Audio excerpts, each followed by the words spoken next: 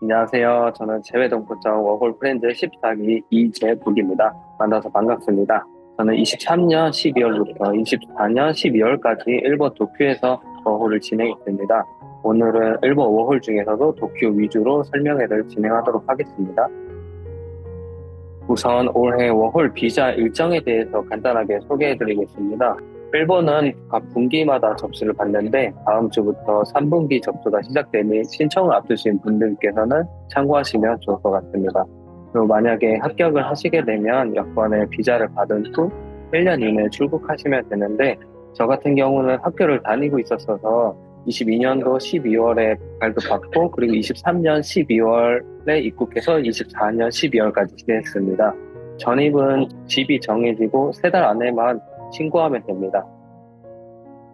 저는 왜 일본 워홀 중 도쿄로 왔냐고 물으시면 가장 비슷한 문화권이면서도 세계적인 대도시에서 살고 싶다는 생각이 가장 컸던 것 같습니다.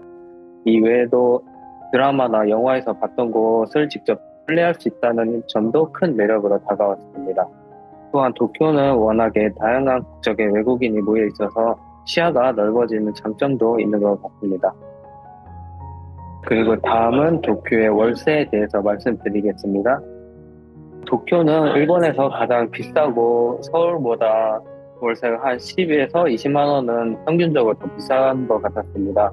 일본에서 집을 계약할 때는 주로 보험료, 열쇠 교환비, 사례금과 같이 돌려받지 못하는 금액이 있어서 처음 입주하게 되실 때 최대 월세 1.5배를 내야 하는 경우가 대부분입니다.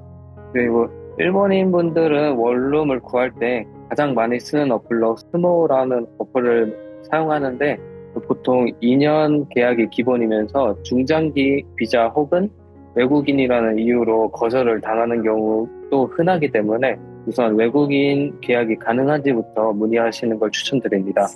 저는 내리마구에서 현지 친구와 함께 원룸에서 반년 살고 내구록으로 이사해서 쉐어하우스에 살았는데 만족도를 따지자면 쉐어하우스에서가 만족도가 더 높았습니다. 쉐어하우스를 찾는 사이트로는 우측 하단 보시면 크로스하우스, 오큐하우스, 그리고 가장 유명한 게 히츠지 부동산이 있습니다. 저는 크로스하우스를 이용했습니다. 그리고 오른쪽 아래 도면을 보시면 화장실과 샤워실이 별도의 문으로 되어 있는데 이는 분리가 되어 있지 않으면 위생상 좋지 않다고 보기 때문에 일본인 분들은 분리된 것을 선호합니다. 그리고 일본은 말 그대로 빈집이기 때문에 세탁기와 냉장고, 침대는 별도로 구매하시거나 렌탈해야 하고 전기 회사와 인터넷도 별도로 계약해야 되고 심하면 인덕션과 전등까지도 별도로 구매해야 합니다. 다음은 일본에서의 아르바이트에 대해서 말씀드리겠습니다.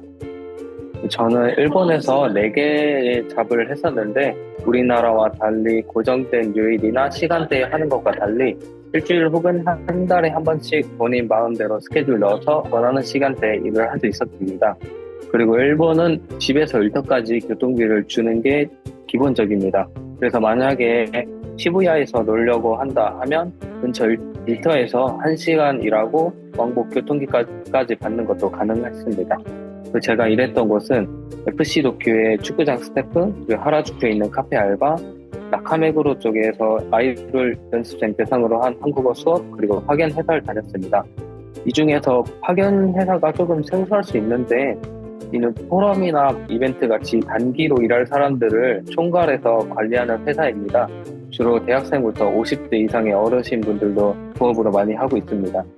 파견 회사의 장점으로는 다양한 체험이 가능하다는 것입니다. 저는 이 알바를 통해서 일본 인스타그램 본사에 가서 일해보고 한국 여행 관련 이벤트에서 문체부 차관됨을 접견하게 됐습니다. 이 외에도 평소 스태프로서 한국 관광객분들을 도와주는 것에 큰 보람을 느꼈습니다. 그리고 일본은 일을 할 때 우리나라와 좀 다르게 핸드폰을 주머니에 소지하는 것조차도 안 되고 항상 서 있어야 됩니다. 그리고 겉으로 보여지는 것에 민감하기 때문에 항상 품위 유지를 해야 합니다. 그리고 일본은 각 지역마다 시급이 다르고 올해는 도쿄 최저 1163엔이지만 이보다 더 주는 곳이 대부분이고 최저 지급을 지키는 곳은 적습니다. 보통 한 가게에 30명 정도의 알바생들이 상주하고 중에서 이제 본인 희망에 따라서 스케줄을 짜는 것이 기본적입니다. 제 친구의 경우에서는 여름방학 때 본가에 가서 한 달 동안 스케줄을 비워놓고 안 나와도 딱히 점장도 아무 상관이 없다고 생각하는 게 기본이라고 봅니다. 그리고 알바 구하는 방법으로는 가게 앞에 붙여진 포스터를 보고 구하는 방법도 있지만 제가 주로 사용했던 사이트가 있는데 파워워크라고 우리나라의 알바 천국과 비슷하다고 생각하시면 됩니다. 인디드와 마이나비의 경우는 알바보다는 취업에 더욱 최적화가 되어 있고 다이브라는 사이트는 주로 리조바라고 하는 숙식 제공해주는 알바입니다. 주로 호텔이나 스키장이 대부분이지만 도시 외곽에서 근무하는 경우가 많습니다. 여기에는 나와 있지 않지만 욜로 재팬이라고 일본어가 서툰 외국인들도 환영하는 알바도 많으니 사이트 방문하셔도 좋을 것 같습니다. 그 다음은 일본에서 지켜야 할 매너에 대해서 말씀드리겠습니다. 일본은 매너를 위반을 해도 겉으로 표현은 하지 않지만 많은 눈치를 받을 수 있습니다. 몇 가지 말씀드리면 식사 예절에서 밥을 먹을 때 식탁 위에 젓가락을 놓아서는 안 된다라는 것입니다. 이게 무슨 소리냐면 젓가락은 젓가락 받침대나 그릇 위에 놓는 것이 대부분이고 식탁 위 그대로 놓으면 위생적으로 좋지 않게 봅니다. 한국인들이 가장 많이 하는 실수 중 하나로 놓여진 반찬들을 본인 젓가락으로 가져서 먹는 겁니다. 일본은 대부분 긴 공용 젓가락이 놓여져 있어서 이거로 본인 앞접시에 덜어서 먹습니다. 그래서 흔히 뷔페처럼 담아서 먹는다고 생각하면 됩니다. 알바하실 때는 사과하는 법과 호렌소라는 것만 외우면 됩니다. 호렌소는 보고, 연락, 상담 이런 뜻인데 사소한 일이라도 담당자에게 반드시 말하라는 뜻입니다. 일본은 클레임이 들어오면 본인 귀책 사유더라도 사과를 하되 담당자에게 그 책임을 넘기는 것 같습니다. 그리고 옆에 사진을 보시면 십자가와 하트 모양이 담긴 빨간 키링이 있는데 이건 헬프바크라고 노약자분들이 양보해달라고 말을 하기에는 부끄러우니 이 키링을 보면 양보해주세요 라고 하는 뜻이 담겨 있습니다. 다음은 제가 일본으로 워홀을 떠난 가장 큰 이유인 여행입니다. 저는 1년 동안 워킹보다 여행을 더 많이 할 걸 하고 후회를 하기도 했습니다. 직항이 있는 소도시는 정해져 있기도 하고 한국에서 긴 시간과 노력을 들여야 했기 때문입니다. 그리고 제가 갔던 여행지로는 우선 왼쪽에 보시는 게 후지산 그리고 오른쪽 두 개가 마츠야마라고 하는 시코쿠 지방에 있습니다. 둘 다 한여름에 갔었는데 너무 더워가지고 습기도 습할 뿐만 아니라 양산이랑 쿨링 기능이 있는 데오도란트 이 두 개가 거의 남녀 할 거 없이 필수품으로 자리 잡고 있습니다. 그리고 저는 야구를 좋아해서 작년에 뉴스로도 나온 우승했던 팀 교토 국제고 경기를 우연찮게 보게 되기도 했고 그리고 프리미어 12는 이제 도쿄에서 열렸는데 이거는 일을 여기서 하기도 하고 일 끝나고 경기도 직접 관람을 하기도 했습니다. 그리고 이 뚱패스라고 이틀에 18,000엔에 우리나라 돈을 한 17만원, 18만원 정도로 하는 신칸센 무제한 탑승권을 타고 도호쿠 지방을 돌아다니고 그 패스를 통해서 세 번째 나와 있는 눈 내리는 산장이 있는데 이게 온천이에요. 이게 생과 치히로의 행방불명이 나오는 온천도 저렴한 가격에 여행할 수 있었습니다. 제일 오른쪽 사진은 나가노현의 카로이자와라고 하는 일본인 사이에서도 여름에 시원하다고 유명한 곳에서 놀러 가고 온천을 즐기기도 했습니다.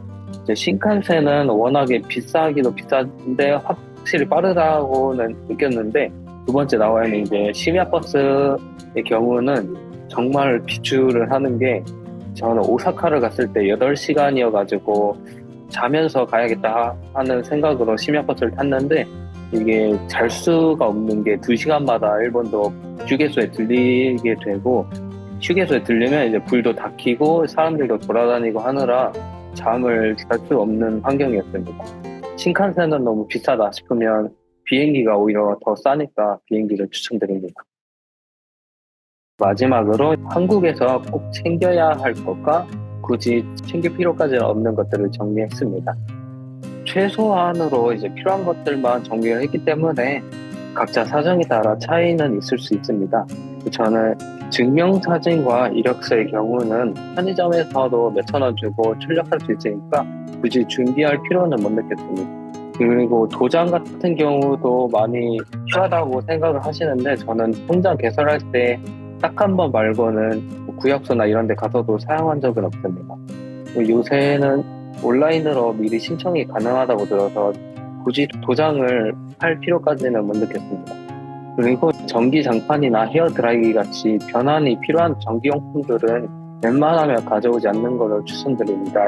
일본은 110V라서 우리나라랑 안 맞아서 조금 지향하는 게 좋지 않나 생각을 하고 있습니다. 보통 워홀을 오시는 분들이 택배로 미리 짐을 보내서 생활하시는데 저는 한국에서나 일본에서나 택배를 따로 보내는 건 없고 28인치 캐리어로만 필요한 거 챙겨서 생활했습니다. 그리고 일본에서 중고 구매를 하려면 흔히 메루카리는 우리나라의 중고나라, 지모티는 당근마켓이라고 생각하시는데 일본에도 우리나라의 당근마켓이 진출해서 캐럿도라는 풀이 신설은 돼 있는데 아무래도 현지인들은 지모티를 많이 사용을 하고 있습니다. 그런데 사실 이거 둘 다 크게 쓰진 않는 게 일본에서 구매를 해도 부피 있는 것들은 1년이면 다 처분을 해야 되기 때문에 메루카리가 아니더라도 네이버 카페나 동유모를 통해서 한국 분들에게 구매하는 게 가장 싸고 괜찮습니다. 마지막으로 말씀드리고 싶은 것은 아무리 일본이 한국에 대해서 요새 우호적이다라고 하지만 한국에서 아무렇지 않게 행동했던 것이 일본에서는 신뢰할 수 있다는 점을 유념해 주셨으면 좋겠습니다. 이상으로 일본 워홀 마치겠습니다. 감사합니다.